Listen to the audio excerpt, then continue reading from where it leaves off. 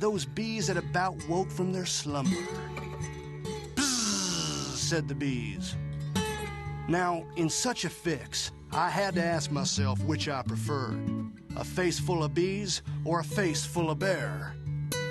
And finally, I reckoned that I might find fairer use for my face on the bear end of things, and vice versa, my posteriors at the bee end.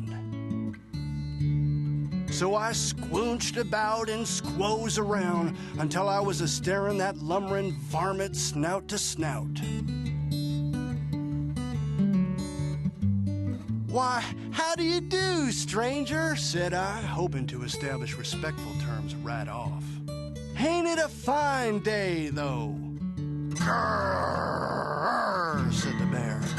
"Why, you are right about that," said I, "and there is nothing on this universal earth that beats a honey lunch. I can avouch it, for I have just ate me one here in this very log, and there is plenty left. Let others have their blood-soaked viands, their possum innards, their livers and gizzards. Give me sweet, fresh honey every time." "Grrr," said the bear. Well, by now, those bees had warmed themselves to full alertness. And noticing how I chawed a pretty portion of their honeycomb, they begun to abuse my posteriors with their stingers. It was all I could do not to holler and moan.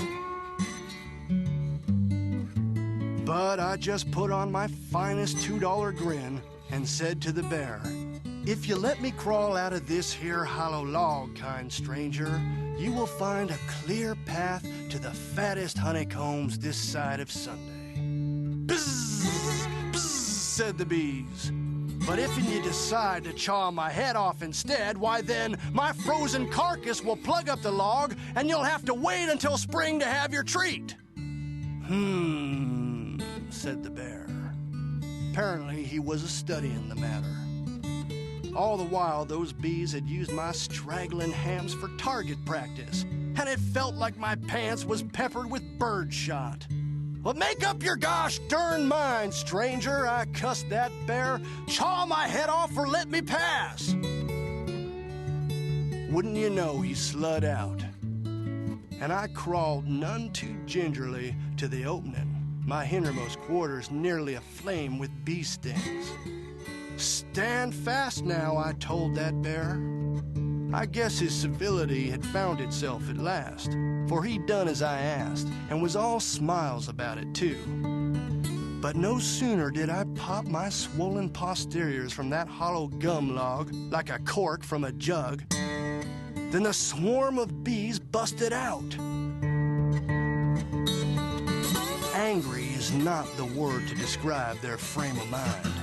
They was out for scalps. And seeing that hulking figure of a bear that once beset the poor critter like a thunderstorm a-swarming over the peak of Old Baldy, and both bear and bees lit out of the slough like lightning.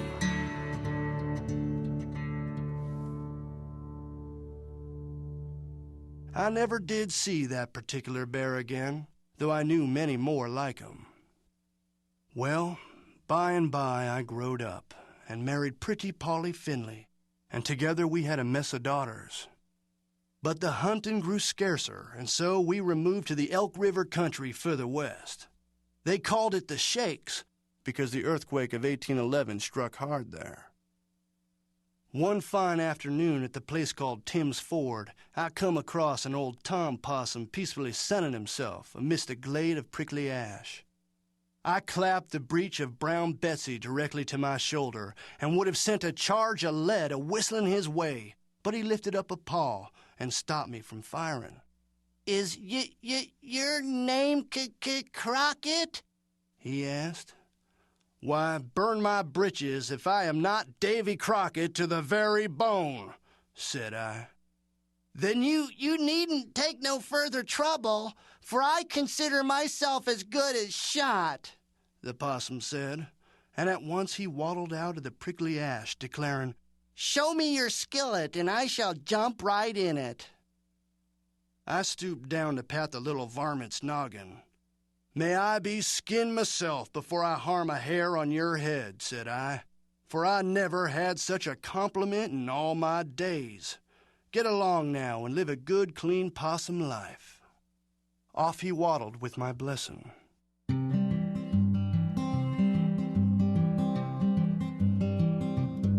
Well, it was long about that same year when General Andy Jackson recruited us to fight the Red Sticks down Alabama way after they burnt down Fort Mims. I went, and Old Hickory, as they called Jackson, made me a colonel. But I seen much that disgusted me in that war, and I never did hold with chasing the tribes from their rightful lands in a cheating way. It put me and General Jackson on a permanent variance. And when I come home from the war, I got into politics. By then, Tennessee had become a state. Human beings come to edge out bears, so my neighbors asked me to run for Congress. I reckoned I had learned enough about stump speaking from the bears to go ahead and electioneer, so I did. But votes was precious scarce in the district, and I had to hunt them up every which where I could. So another time, I was riding a broadhorn down the Mississippi when I come across a fellow floating downstream in the stern of his keelboat, fast asleep with a jug twixt his legs. "Hello, stranger!" I hollered out a warning. "Wake up now, 'fore she runs away on you." He didn't stir a whisker. So as I floated past, I give him a jab with my steering oar. "Whoa," he said, a-comin' to life. "Who asked you to scratch my lice?" "You're a-headin' straight for Snags," I informed him. "Shut up, for your teeth get sunburnt," he said, looking up all squinty-eyed. "I don't value you more'n a chaw plug tobaccy." "What?" said I, growing wolfy at his impudence. "Come ashore, then, and I shall give you a severe licking." He run his boat plumb foremost into shore. I followed on the broadhorn. Wouldn't you know that 8 more brawny fellows clumb out of his cabin and sprung to shore. "Who are these?" I asked. "Why, these here are my twin brothers," he said, "and we always fight as one." I had never seen such a mess of twins before, and it made me 8 times as wolfy. So we went straight to the licking. They was right smart varmints too, but I give them a frightful rough usage in reverse size order until they cried "Stop!" at each note of the scale. "You are a Rip Staver," the oldest twin declared. "If I'd knowed your name, I'd vote for you in the election." "It's Crockett," said I, "and I am standing for Congress in this very district." "Why, then, me and my brothers shall cast as many ballots for you as they will allow," he said, and we all parted fast friends. Well, I was elected and served 3 terms in Washington, but I run head-on into my old adversary, Andy Jackson, who had become president by then. We butted horns at every turn, on cheap lands for the western squatters, on breaking treaties we signed with the Cherokee. Politics was sad work. Finally, they spent $25 a vote to defeat me in the election. "Congress can go to perdition," I roared. "I'm a-going to Texas." Now, at the time, Texas was still owned by Mexico. Of course, for years, the Mexican government had invited Americans to settle up Texas so as to tame it for them. They said, "Here's 1,000 acres each."